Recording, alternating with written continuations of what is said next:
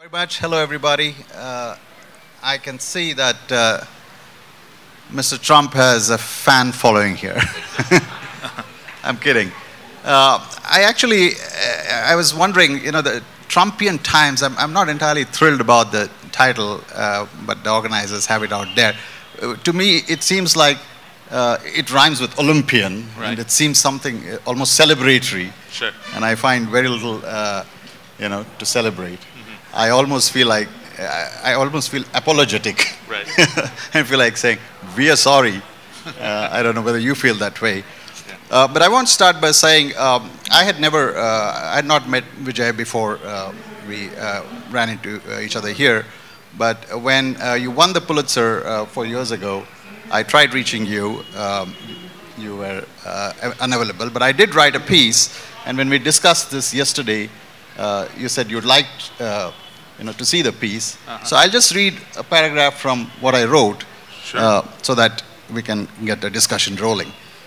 So this is after he won the Pulitzer Prize. I write, quote, "With 60 staring me in the face, I have developed inflammation of the sentence structure and definite hardening of paragraphs." This was from the celebrated American wit, author, poet, James Thurber. Evidently, no such maladies afflict Vijay Seshadri, the Bangalore poet, who moved with his parents to America at age 5 and grew up in Thurber's hometown of Columbus, Ohio. He continues to write firmly and felicitously at 60, and on a fine spring evening Monday, the Pulitzer Prize committee recognized his newest collection, 3 sections with the award, describing it as a compelling collection of poems that examine human consciousness from birth to dementia in a voice that is by turns witty and grave, compassionate and remorseless. The reason I'm also mentioning this is you moved to Columbus, Ohio, and lived there till your teens, I guess. Yeah. And then around 18, you went to California, to the West Coast, and you spent time in San Francisco, and then went up to Oregon, so you spent time on the West Coast. And then came to the East Coast, right? In that sense, you've lived across America, East Coast, West Coast, Midwest. Yeah. So I'm curious to hear, you have a Pan-American experience, and you also have the immigrant experience. So I'm curious to hear from you how you process Mr. Trump. Yeah.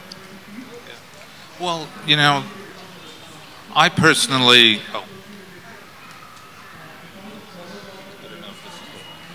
Hello? Can you hear me? What? Oh, your mic. Oh, yeah, okay, thanks. Hello? Okay. Yeah, I hate to shock anybody in this audience, but I don't really find Donald Trump very interesting. Yeah, he doesn't, And I keep wishing that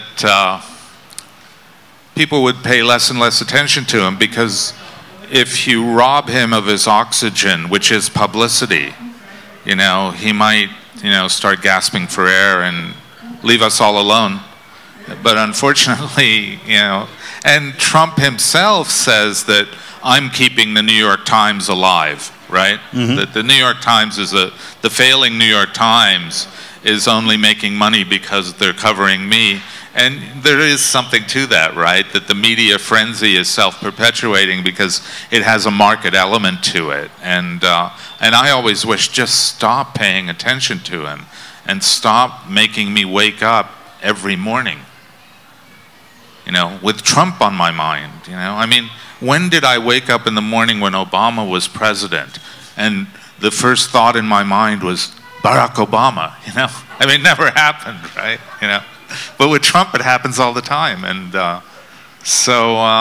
but what is interesting, I think, are the people who support Trump and the many different ways in which they support Trump. Mm-hmm. And in fact, I do know those people, and I know them well. I was always very passionate about America and about learning about all its classes and all its races. And I was especially kind of interested in American people who work with their hands in America. Mm-hmm. And, and all the people I knew in the years I was in the fishing industry, I'm sure they voted for Trump, you know, Right. and that is a question that people, that's sort of a begged question in American political life, you Right. know, and because the polarization is so extreme. But I happen to still have contact with a lot of those people, and the variety of reasons they support Donald Trump are, you know, pretty extensive and kind of interesting. Right. And Did you see this coming in November of 2016? What was your first reaction when you saw the story coming in that he? well, on election day, you know, I don't know where were you on election I was day? covering the election. You were covering the election, yeah. I was right there in Washington, D.C. Yeah. Well, on election day, I voted, and immediately after I voted, I got my suitcase and got on a plane to Singapore to go to the Singapore Literary Festival. And those of you who travel back and forth between India and New York know that a lot of those planes, if they're not direct flights, stop in Frankfurt. And you're sleeping and they roust you out to, you know, go sit in the lounge while they clean the plane. And then you go back on. So I was sleeping and they woke me up, and of course I hadn't had cell phone service, but the cell phone service came on, and I looked at my headlines and it said, Donald J. Trump elected President of the United States. And I thought I was dreaming. I was like, you know, I had no idea. I mean, Donald J. Trump, wait a second, you know? And I didn't believe it. I didn't quite believe it. And so I wandered out in a daze and sat trying to, you know, it was one of those dream situations where you're trying to grasp what happened in the dream that was so vivid, but it's slowly losing all of its sense and meaning. And then I looked up at the television screen, and there was Hillary conceding. And I couldn't believe it. I was just dazed. I was just, you know, it was such a shock. You know. And the next encounter I had, I went to Singapore. I went to the hotel, and I went down to the buffet breakfast, and there was a Singaporean Chinese businessman I was talking to. And by that time I was shocked, and I was getting the whole, you know, the shocking reaction everybody had. And I sat down and had breakfast with him.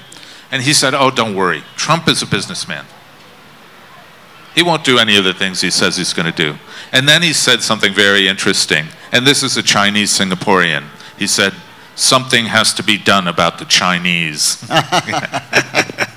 This was like his take on it. Something has to be done about the Chinese, and Trump is the man to do it. Yeah. So your suggestion that you know you simply shut it out, that you kind of switch off. This is something my wife does very successfully, but she doesn't have to cover day-to-day politics, retail politics, like I sometimes do. One, two. I also have this concern. If you're parents of young children, you would worry about what's going to happen, you know, to America. Where do you see this leading? You see a second term for him? Is this going to be a temporary thing? Is the nature of the country going to change dramatically, or will we bounce back to normalcy? Yeah. I mean, you know, the Democrats have an incredible ability to shoot themselves in the foot, you know? I mean, it's just they do. So astonishing, my God, you know? And so you don't really know. I mean, his luck is so amazing, you know? And he's such, from the point of view of rhetoric, I mean, I shouldn't be talking this frivolously about him, considering what's happening in America right now, you know? The recent massacre in a synagogue in Pittsburgh, and the pipe bombs and stuff like that. You know, things are turning very dark, I think. Right. You know, and but he continues on his own way. He tends to double down all the time. So he's still attacking the media. You know, he says we have to come together as a country, and then he starts attacking again. And that's his pattern. You know, but the interesting thing about him, and I don't know if you've thought about this, in this way, that he's kind of a marvel of a certain sort of new rhetoric that we've never had in politics, you know? And I don't think the parallels to strongmen of the past are adequate to help us understand it. Absolutely not. Yeah, I said this when he was elected, that if you remember very early in his campaign, there was one expression he used. He said, if I stand in the middle of Fifth Avenue and shoot somebody, right, people would still vote for me. Yeah. To me, that was he set the bar, and he set it so low that I keep saying, if he really does shoot somebody in the middle of Fifth Avenue today, people will say, see, he actually had promised that he'd shoot. Right, yeah. You know, he delivered. He delivered, the way like the process the tax cut, you know. Absolutely. Yeah. I'm curious about the reason why I invoked Columbus, Ohio, is Midway. It's the heartland of America. Yeah. But we live on the East Coast. You're in New York. I'm in Washington. We are also creatures of the West Coast. In that sense, we're part of the liberal set. But given your past in Columbus, Ohio, did you see this happening, the support he gets from Middle America? What are your memories of Columbus? You know, there's kind of, my memories of Middle America antedate certain crucial things that happened that give character to the Trump electorate and the American electorate. You know, one crucial thing, of course, was Roe v. Wade. You know, the decision that said women had a constitutional right to abortion. And that was a huge, huge transformation in history. And the other was, in the aftermath of Vietnam and all of the chaos of the 60s, the growth of evangelism in America. And there had always been in the history of America a strong religiosity and periodic revival movements, you know. And this revival movement really started in the late 1940s, early 50s, the one that has had such a political predominance in our, you know, in the last 40 years or so. And, but the America I grew up in was really a secular America. It wasn't divided by propositions having to do with the sacred in some way or another, and those really didn't enter politics. And it was also an America that was where the distribution of wealth was even. There was just a large middle class, and those people who felt like that they were left out were agitating to be a part of that middle class. Right. You know, and it was sort of it was a period of enormous wealth and stability that was being undone to a certain extent by the Vietnam War, but hadn't really been undone. That the effect of that wasn't really seen in communities. So in that America, someone like Trump would have been inconceivable. Right. Right.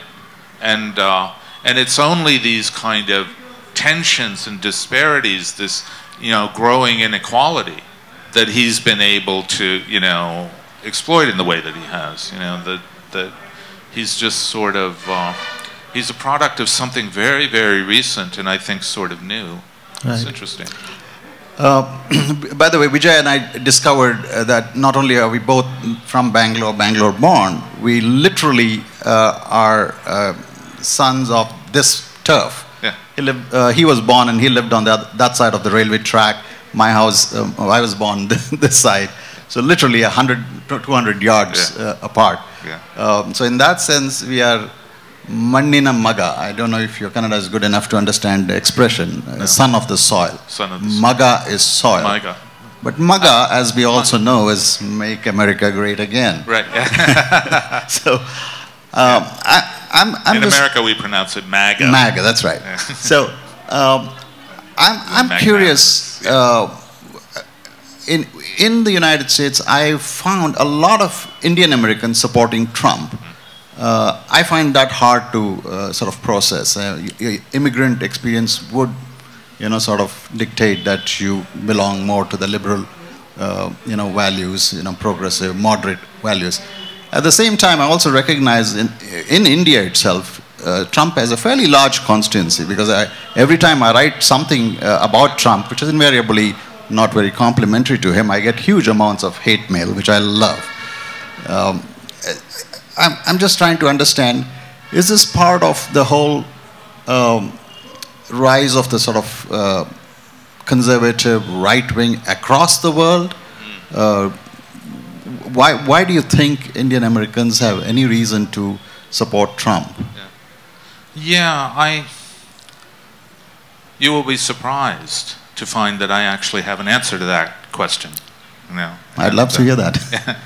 And you know, I really think that Trump is not a self-generated phenomenon derived from certain principles, rational or irrational, certain political principles, but he's a product of essentially the failure of liberalism, which is something that people talk about in India. They talk about it. They don't talk about it in America to the extent that they should, that a certain sort of collapse of liberalism created a vacuum into which he stepped. So I think a lot of the support for him from certain segments of the Desi population in America, and I don't think that's very large, you know. I mean, Indian Americans were quite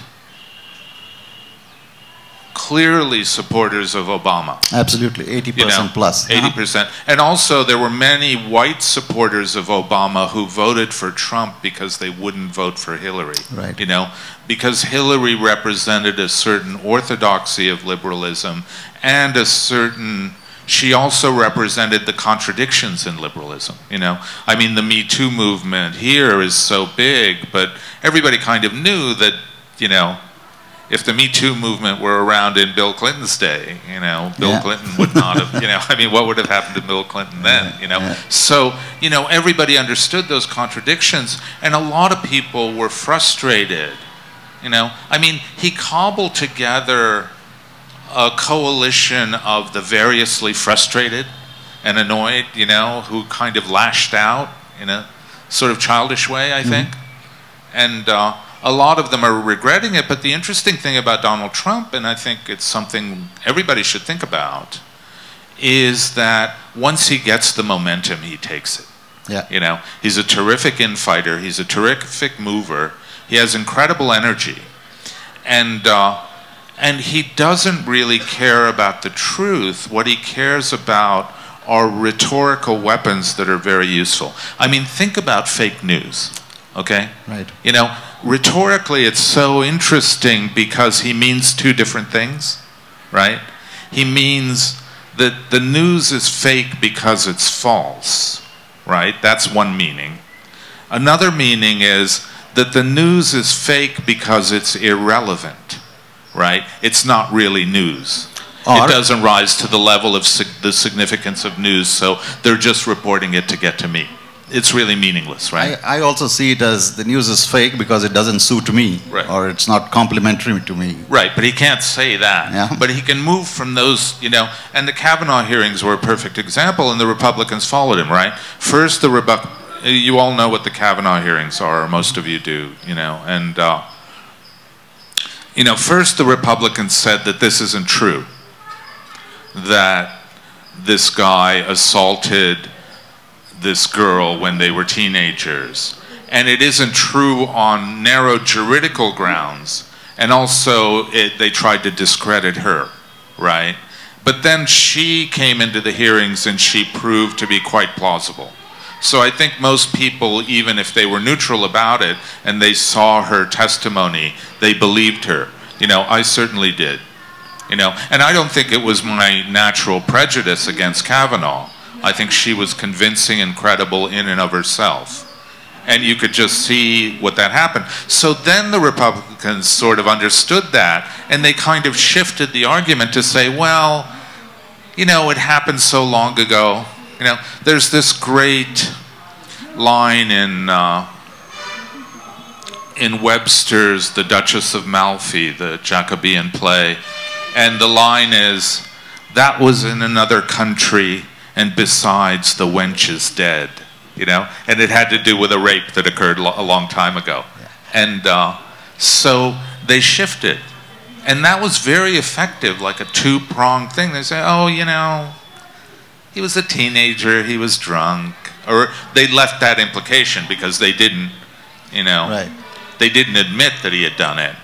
But they let that implication develop. And that was a classic Trumpian strategy. And it really worked for them. It worked so effectively. Yeah. Should we take a couple of questions from Sure. the audience? We Oh, have a few okay. minutes. Anyone have questions, Yeah. please We have a few minutes. get to the mic. I wanted to ask, in context of Donald Trump being elected the president, do you see him being re-elected, and why do you think that would happen if it were to happen? And what do you make of Bernie Sanders' chances of securing a nomination?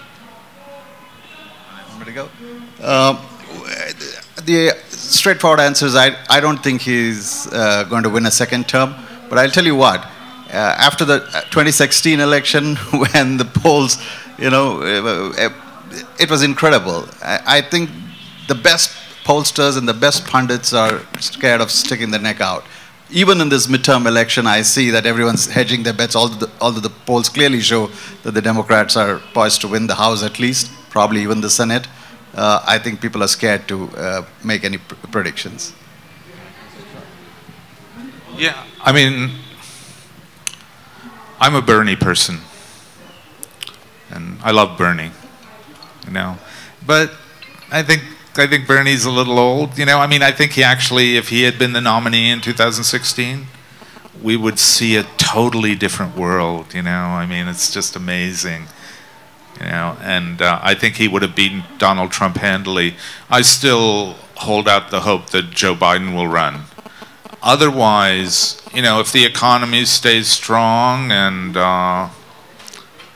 the Republicans hold on to the Senate, and if by some miracle they can hold on to the House, then I think there's a good chance he'll be elected in 2020, because the Democratic bench is so weak, you know. I mean, they're not really, none of these candidates are credible, I don't think, you know. And you know, and in India people say, oh, well, you know, Kamala Harris, because she's half Indian, and there are all people like that. People are putting their bets on all these different people, and I look at them and none of them seem to be able to take Trump down.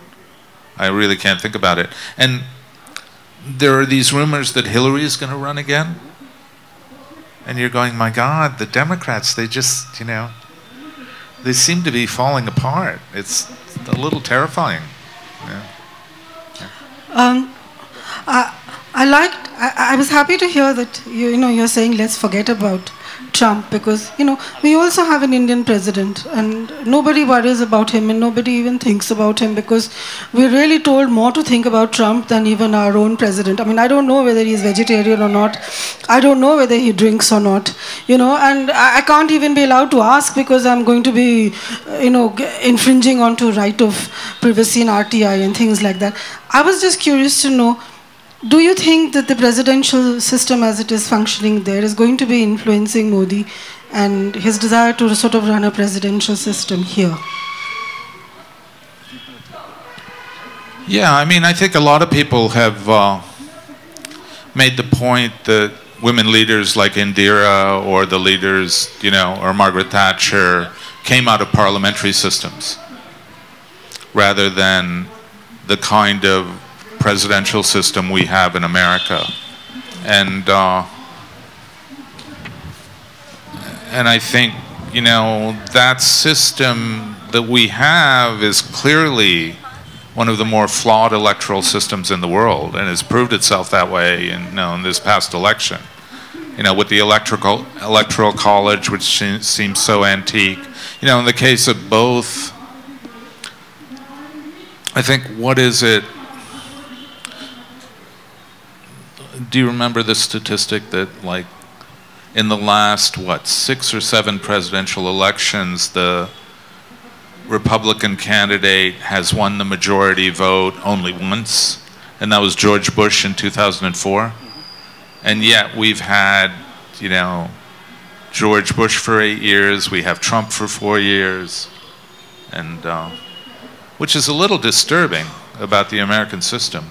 I don't know what the consequences are going to be. You know, but, yeah. That's all we have time for. But thank you so much, gentlemen. Thank you so much for your time and your insights. If there are any last words you want to say? Just that I agree with Vijay. It's a very imperfect system. The greatest country on earth has one of the most flawed elections. It's not as if we are perfect here, but between the electoral college and the gerrymandering of district, the disenfranchisement of minorities, blacks, Hispanics, the fact that the election day in the United States is actually a working day, that the poor people don't get time off to go and vote, I find that very disturbing. I find it a hugely flawed election system, and of course, those with memory will remember the hanging Chad and the dimpled Chad and that election. So I've always found greatest country on earth has the most poorly run elections.